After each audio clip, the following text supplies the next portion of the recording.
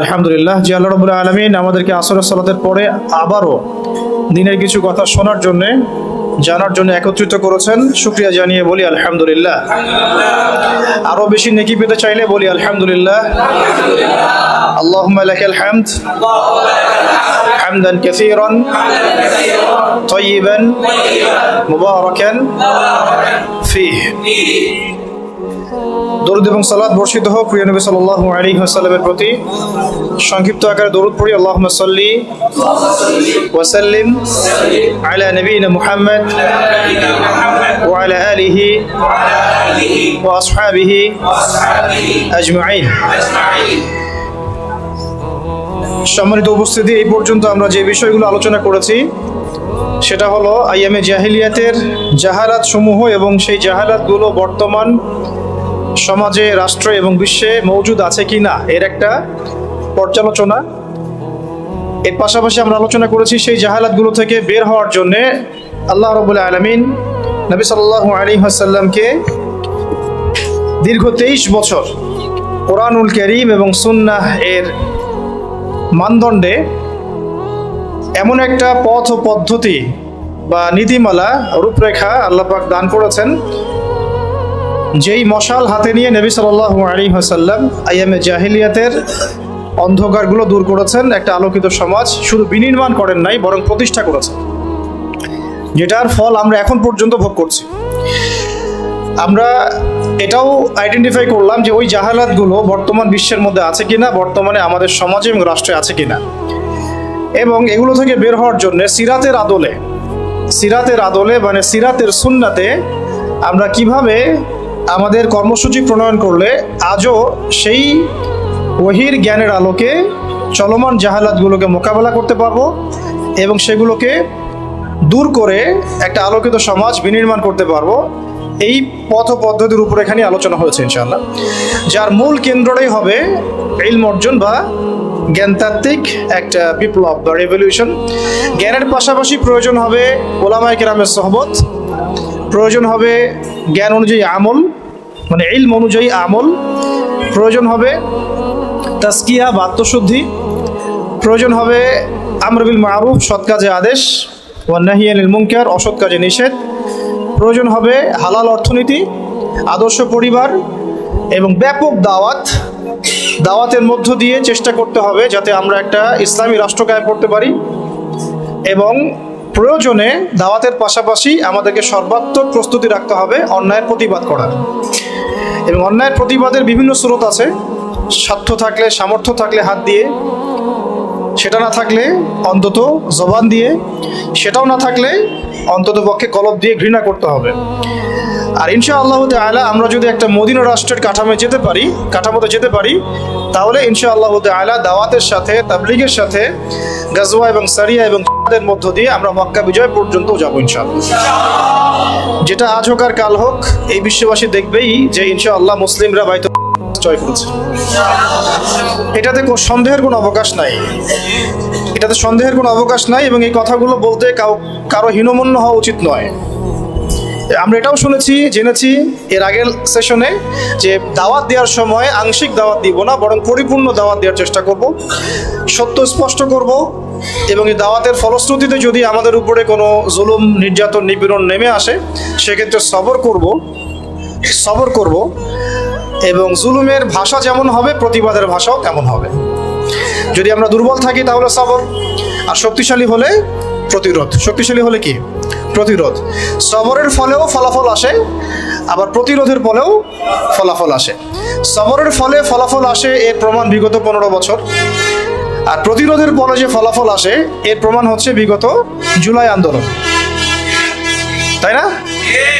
সবরের ফলে যে ফলাফল আসে এর প্রমাণ হচ্ছে বিগত 15 বছর ওলামায়ে কেরামের সবর, দাওয়াত, তাবলীগ, মেহনত, জেল, গুম, কত কিছু, তাই না? এগুলো তো সবরের নিদর্শন। এই সময়গুলো আমাদেরকে সেই বেলাল রাদিয়াল্লাহু আনহুর কথা মনে করিয়ে দিচ্ছে, সুহাইব রুমি রাদিয়াল্লাহু আনহুর কথা মনে করিয়ে দিচ্ছে, তাই না? সুমাইয়া রাদিয়াল্লাহু আনহার কথা স্মরণ করিয়ে দিচ্ছে।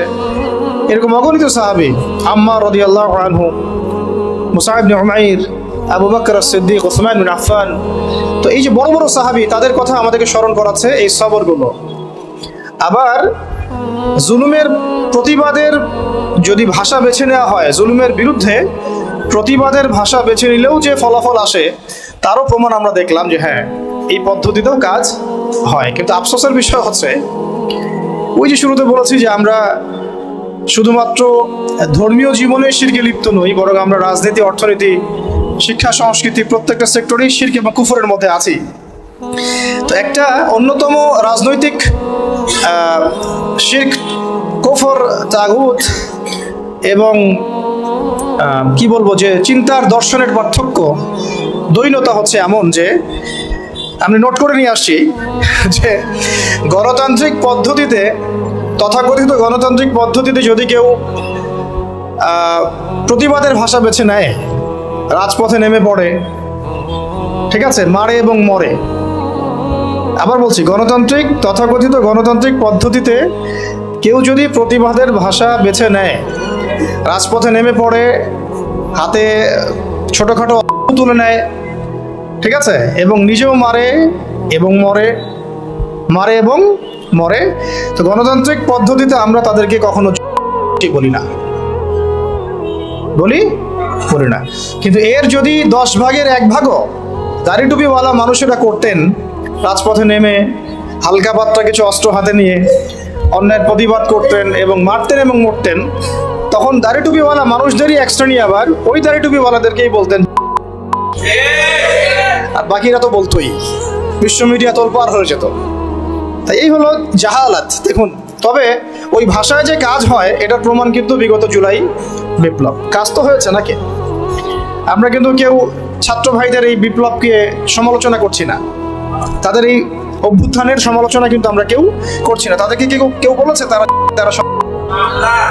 এই কাজটা যদি আমরা করতাম রাস্তায় নেমে, তাহলে কি হতো কি না? আমরা তো করিনি, শুধু এতটুকু বলেছিলাম যে দিন কায়েম হয় দাওয়াত এবং মধ্য দিয়ে।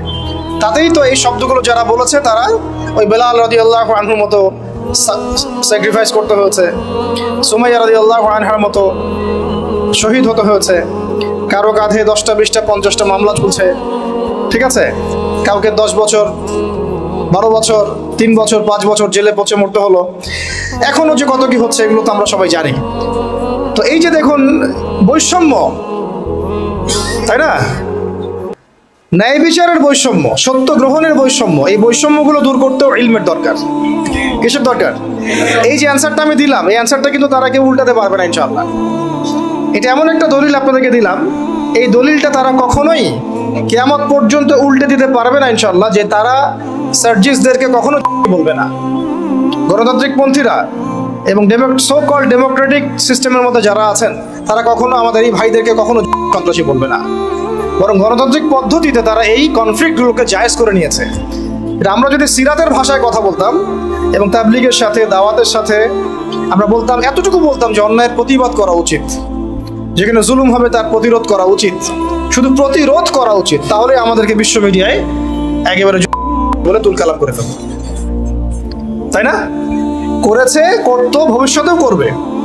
ভবিষ্যতে আবার নতুন কোনো মদ আসে, নতুন কোনো বোতলে,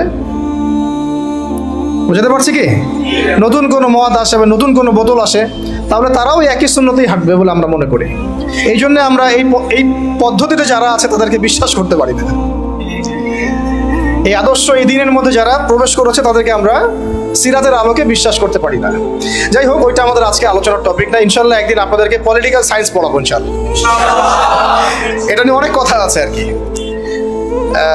কিভাবে এর মধ্যে শিরক আছে, কুফর আছে, এবং কিভাবে এরা রোমানদের দাসত্ব করছে, রোমান সভ্যতার দাসত্ব তারা কিভাবে করছে, আমি আপনাদেরকে দলিল দিয়ে, প্রয়োজনীয় স্লাইড দিয়ে বা প্রেজেন্টেশন দিয়ে বুঝাই দিব ইনশাআল্লাহ।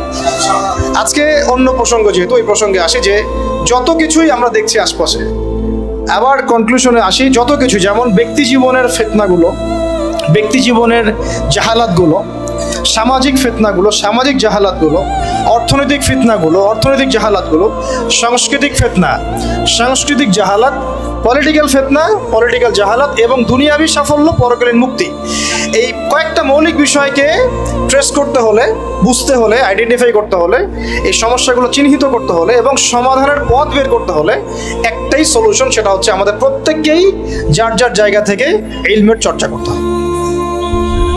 ঠিক আছে ভাই? আর ইলমের চর্চাটা আমরা কিভাবে করব, আমাদের সামনে রাস্তা কি কি, এবং আসলে আমরা যারা জেনারেল লাইনে পড়েছি তাদের হালত তো আরও দুর্দশা অনেক বেশি খারাপ। তো সব কিছু মিলিয়ে আমাদের একটু সলিউশনে আসতে হবে যে কিভাবে আমরা করতে পারি। প্রথম কথা হচ্ছে ভাই, 1 নাম্বার পয়েন্টগুলো খুব ভালো করে একটু মাথায় নিব আমরা। 1 নাম্বার হচ্ছে যে ইলম যে ফরজ, এটা আমার মাথায় আগে সেট করতে হবে। কি বললাম ভাই বলেন? ইলম অর্জন যে ফরজ, এটা আপনার মাথায় আগে বদ্ধমূল করতে হবে, মনন মগজে, হৃদয়ে, মননে, মগজে বদ্ধমূল করতে হবে যে ইলম অর্জন করা নফল নয়, সুন্নত নয়, মুস্তাহাব নয়, এটা ফরজ কাজ। তো প্রথম কথা কি বললাম বলেন? ইলম অর্জন করা যে ফরজ, এটা আমাদের মনে, মেজাজে, দেমাগে বদ্ধমূল করতে হবে। বুঝতে পারছি? আমরা সবাই কিন্তু জুমার নামাজকে গুরুত্ব দেই না। মানে দৈনিক নামাজ সে পড়ুক না পড়ুক, জুমার সালাতে হাজির। কেন? তার ধারণা হচ্ছে এই নামাজ না পড়লে তার ইসলাম টিকবে না, কাফের হয়ে যাবে, তাই না? আবার দেখা যায় রমজান মাসে রোজা মাস্ট বি রাখতেইছে, তারাবি পড়ছে। তো অনেকে নামাজ পড়ছি, কেন পড়ছি? কারণ আমি এটাকে ফরজ হিসেবে মূল্যায়ন করছি। কিন্তু আপনি ইলম অর্জনকে মূল্যায়ন করছেন না খুব একটা, কারণ আপনি এটাকে ফরজিয়াতটাকে আপনি মূল্যায়ন করতে পারছেন না। মনে করছেন এটা নফল, করলেও হয় না করলেও হয়, এইটা ওলামায়ে কেরামদের কাজ, আমাদের পড়তে হবে না, আমরা না করলেও চলবে। আবার অনেকে মনে করেন যে অনেক সময় পড়ে আছে, পরে শিখে নিব, এটা একটা ধোঁকা শয়তানের। আবার অনেকে মনে করেন যে আমার বয়স হয়ে গেছে, আমি পারবো না, আমি জেনারেল লাইন থেকে আসছি, আমি কি পারবো এগুলা, এরকম অনেকে মনে করেন। শয়তান 3টা ধোঁকায় ফেলে আমাদেরকে আর কি। একটা হচ্ছে যে আমার দ্বারা হবে না, আমি পারবো না, এটা একটা ধোঁকায় ফেলে। আরেকটা হচ্ছে আমি অনেক জানি, আমার জানার দরকার নাই। এটাও জেনারেল ভাইদের মধ্যে বহুত ফেতনা আছে এরকম আর কি। ফেসবুকে কি কম দেখলাম, ইউটিউবে কি কম লেকচার শুনছি, আমি কি কম বিষয়ভিত্তিক বই পড়ছি, এরকম চিন্তা আর কি। তো মনে করে আমি অনেক জানি, এবং অনেক জানি এতটাই কেবার বা আত্মহমিকা চলে আসে যে ওলামায়ে কেরামের সমালোচনা করতে বা তাদের ভুল ধরতে বা তাদেরকে অনেক সময় কাফের ফতোয়া দিতেও বুক কাঁপে না। দেখা যায় যে মানে স্বঘোষিত মুজতাহিদ হয়ে গেছে আর কি। মুজতাহিদ বুঝলেন কিনা, এটা ইজতিহাদ করার যোগ্যতা সে অর্জন করে ফেলেছে বলে মনে করে, মানে সে নিজেকে স্কলার মনে করে, এক কথায় আপনাদের ভাষায় কি স্কলার মনে করে, কিন্তু সে কিন্তু কোনো মানে ক্লাসিক্যাল একাডেমিক পড়াশোনায় সে যায় নাই। তো এই 3টা ফিতনায় আমরা জর্জরিত হই। একটা হলো আমি অনেক জানি, আমার জানার দরকার নাই। একটা হলো আমার দ্বারা হবে না, আমি পারবো না। আর একটা হচ্ছে অনেক সময় পড়ে আছে, পরে শিখে নেব। কি এমনটা হয়নি? আচ্ছা, তাহলে সবার আগে আমাদেরকে যে বিষয়টার দিকে ফোকাস করতে হবে সেটা হলো ইলম অর্জন যে ফরজ, তালাবুল ইলমি ফরিদাতুন আলা কুল্লি মুসলিম, এটা আমার মগজের মধ্যে আগে বসাতে হবে। এটার ফরজিয়াত যদি আমি বুঝতে পারি, তাহলে আমি প্রতিদিন অন্তত পক্ষে 1 ঘন্টা সময় তো দিতে পারবো ইনশাল্লাহ। অন্তত 1 ঘন্টা দিতে পারবো না ইনশাল্লাহ? ইনশাল্লাহ। এখন যখন ফরজ মনে করেছি, তাহলে এখন খুঁজতে হবে যে আমার সামনে পথ পদ্ধতি কি। আর আমরা তো এর আগে